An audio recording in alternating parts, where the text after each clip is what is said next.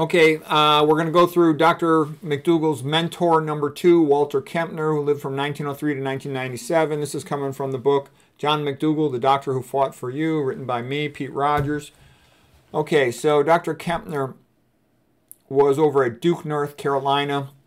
Oh, and by the way, I was reading a book about Stephen Hawking, the physicist with ALS, and his work did not impress me. It seems to me that his basic assumptions were wrong. I said to myself, this guy is not a genius. Then I read that while he was in the hospital with ALS, amyotrophic lateral sclerosis, Lou Gehrig's disease, that he seduced 2 nurses. Now that's impressive. He must be a genius.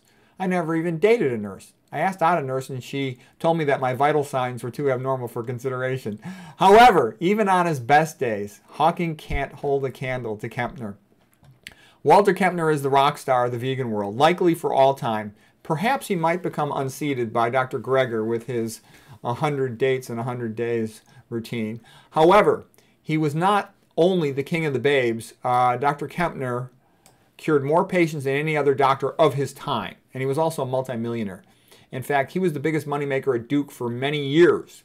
Dr. McDougall described Walter Kempner as the father of dietary therapy. Kempner used to go to the Rice House every day, but he took off 3 months every summer. What a great job. 3 months off the entire summer, and you're still a multimillionaire. He's a smart guy. All right, people from all over the world traveled to Durham to be treated by Dr. Kempner with the rice diet. Before we get into that, here's the story of Kempner's origins. He grew up in Germany. He graduated first in his medical school class. He was the mentor of Otto Warburg. Yes, that Otto Warburg, the Nobel Prize winner in 1931, discoverer of the Warburg effect. Warburg showed that when exposed to hypoxia, lack of oxygen, many cells will become dysfunctional or die, but some will transform into cancer cells. The cancer cells will burn primarily glucose without oxygen, and this is called anaerobic metabolism. And this insight, this discovery, led to the metabolic theory of cancer, which is the best theory of cancer.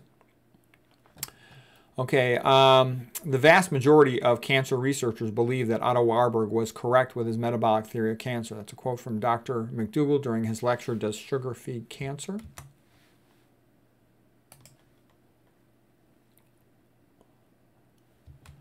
Okay, another student of Otto Warburg was Hans Krebs, the discoverer of the Krebs cycle. He also was the discoverer of the urea cycle. Let's see what else. It's also called the tricarboxylic acid cycle or citric acid cycle. He also won a Nobel Prize. Kempner deserved a Nobel Prize, but they almost never give him to nutrition doctors. Big money doesn't want the pros finding out about this nutrition stuff. Kempner began the rice service diet back in 1939 at Duke. His 2 main groups of patients were kidney failure patients and hypertensive patients. Many of those patients had what was called malignant hypertension, severe hypertension, and were only expected to live 6 months or less. And Kempner saved many of them. Back in those days, there was no dialysis, and Kempner also saved the lives of a lot of these kidney failure patients that otherwise would have just died. There were doctors like Frank Nealon from, I think he's from Yale or Harvard. He worked with them, and he was amazed at the great outcomes. Frank Nealon had said, it was rather amazing to go from the regular wards in clinic where the patients are never cured of diabetes and hypertension to then see Kempner's clinic where he routinely cures these things. Later on, many patients went for treatment with the rice diet and Dr. Kempner. Fat celebrities flocked to Durham, including Elvis, Shelley Winters, Buddy Hackett, Dom DeLuise, and Lauren Green. Kempner had a lot of experience treating kidney failure. He had done kidney research.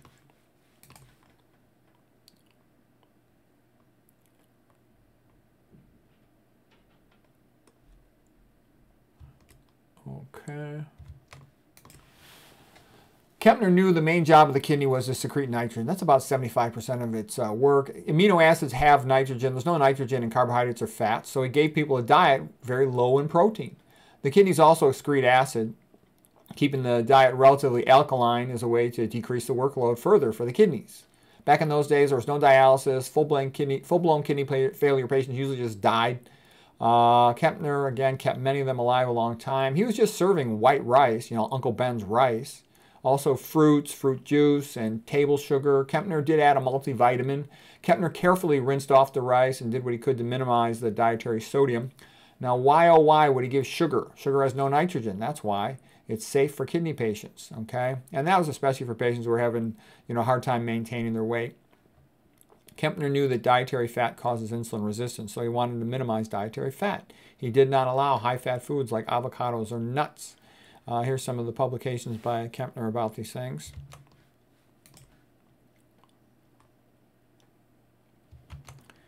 The Kempner diet was about 93% carbohydrate, 3% fat, and 4% protein. So that's interesting. You know, a lot of people ask, you know, how much fat do they need? How much protein do they need? Kempner's patients did fantastic, recovered from diabetes, hypertension, kidney failure, all kinds of diseases, eating only 3% of their calories from fat and 4% from protein, 93% from carbohydrate. Those are extraordinary numbers, okay? That's a very low-fat diet. I put the page number in here from Newborg's book. Newborg is the lady doctor who worked with him, and she wrote a biography of him. So on page 120, that is discussed. The diet consisted of white rice, fruits. Okay, we talked about that. And he did give a multivitamin. As his patient's condition improved, vegetables could be added. Thus, complex carbohydrates, starch, provided at least 90% of the calories in the basic rice diet. The calories were restricted only when weight loss was also a goal. For patients who were too thin, again, he gave them some sugar.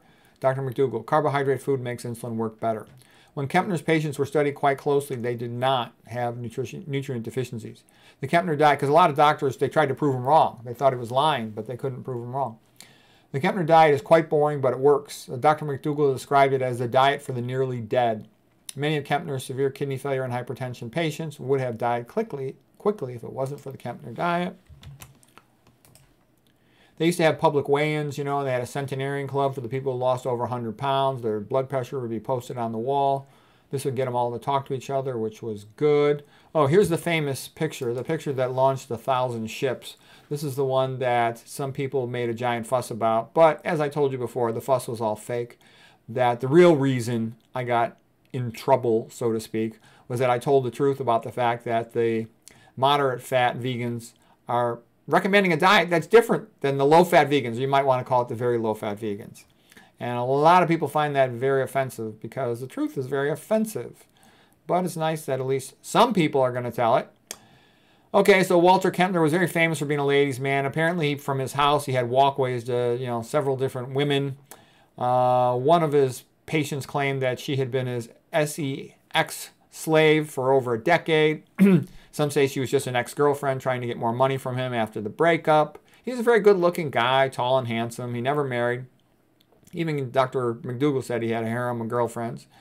And he did a lot of nice things for me. He paid for their college educations, bought houses for them, is what I had read, and connected the houses with walkways. You know, the guy had he's like a rock star.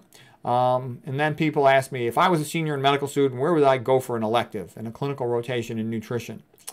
And I thought that if I was married, I'd go work with somebody like Dr. McDougall, very nice, kind of boring and safe.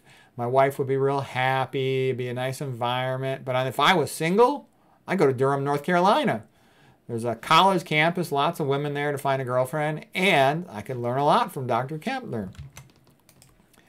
Okay, here is the normal retina, diabetic retinopathy. And Kempner had lots of patients who reversed vascular disease in their eyes. He was very proud of that. He had a whole collection of retinal photographs of all these patients who reversed their eye disease, something that never otherwise would happen. You know, as Dr. Newborg wrote, it was like something out of the Bible, you know, where the patient said after Jesus Christo had cured him of his blindness, he said, I know not how he did it, but I was blind and now I see.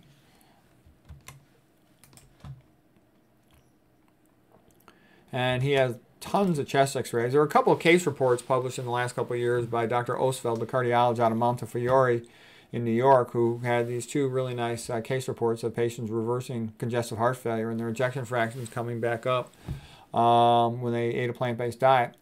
But Kempner had a whole bunch of pictures of patients with real big hearts suggestive of congestive heart failure that normalized. You know, the patients lost a lot of weight. This guy went from weighing 400 pounds down to 220 pounds. And a lot of other things improved. Not only did his blood pressure improve, came down to essentially normal. His proteinuria, you know, kidney failure improved, came back to normal. Blood glucose normalized, so it cured his diabetes. Okay, a typical patient from Dr. Kempner's his papers. They're quite extraordinary to read Kempner's papers. There's nothing like it in all of medicine that I've ever seen. Many patients with rheumatoid arthritis and psoriasis also improved on the diet. And at Dr. McDougall's website, drmcdougall.com, you can see Kempner's publications for free. It's quite extraordinary with all these pictures of reversal of disease and EKGs, retinal photographs, chest x-rays. Dr. McDougall had said, don't even try to debate me unless you have read the papers of Walter Kempner and Nathan Pritikin. If you haven't at least read that, then you are wasting my time. Yeah, it's true. They're very unique. So Kempner did all this extraordinary stuff, and he didn't write that much. And he was kind of a quiet, reclusive guy, but Pritikin was more of a hyper-articulate genius who is a lot of fun to read Kempner stuff. But with Kempner, you're just like, holy crap. It's very, very impressive to read Kempner's book. It's, you know, I would say Barbara Newborg's book is good enough, but you do get something out of reading Kempner's own writing himself. Here's Kempner's own writing himself. This is at drmcdougall.com's website. Volume 2, it's in English. Volume 1, a lot of it's in German or something. So radical dietary treatment of vascular and metabolic disorders. And he talks about all this stuff, how he monitored the patients, kept their sodiums low. Like I said, it's extraordinary. There's nothing like it in all of medicine. If you're serious about medicine and nutrition, it's well worth your time. Here's the biography by Barbara Newborg. It's very good. Let's see, what else? Dr. McDougall has a newsletter about Walter Kempner, December 2013 newsletter. December 2014, he has another one about arsenic and rice. And that was discussed in Consumer Reports, November 2012, and again in 2014. And rice grown, you know, in some of the areas where they used to have cotton would have arsenic sprayed on it. They used to spray that to get rid of the insects and the boll weevils on the cotton crops. And it was a textile product, so they could spray more than a food crop. There's less arsenic in white rice than in brown rice because the outer coating sort of removed off. Animal foods are often worse. Most of the arsenic in the USA diet comes from seafood, for example. Rice is the most common grain for human nutrition. Provides about 1/5 of the calories of the people of the entire world. There's, you know, again, Dr. McDougall newsletter, January 2012, this one on the rice. It said, and he said there was no significant benefit to eating brown rice. White rice, you know, you lower your arsenic risk. It stores longer. This lady, Jean Renfro Anspaugh, wrote a book called Fat Like Us, all about her being a patient of Dr. Kempner. It's a very funny book. She's got a really good sense of humor. And there's a lot of funny lingo. Kempner, she said, was the Wizard of Oz. Going to Durham was like going to Emerald City. Kempner was also called the Prophet. Durham, the Promised Land.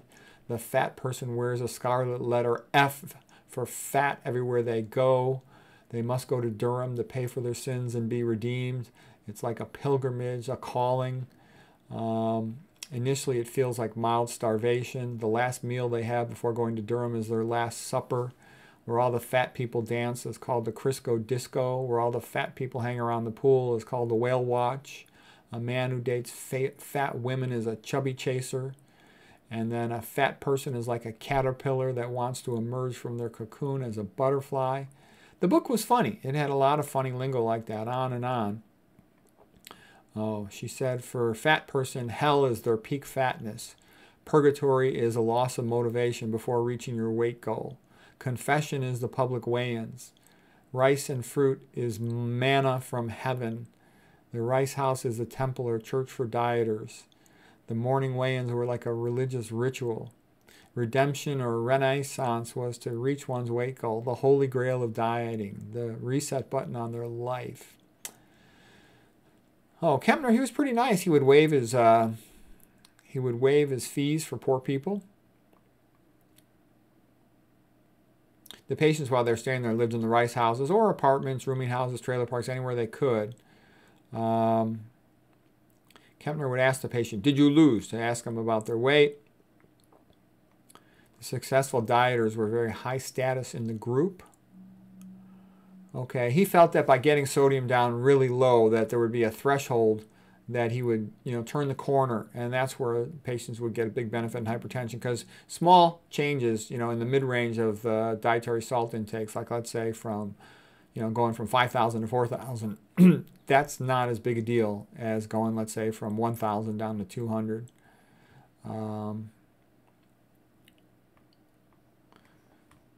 Okay, well, that's it for Kempner. Hope that was interesting.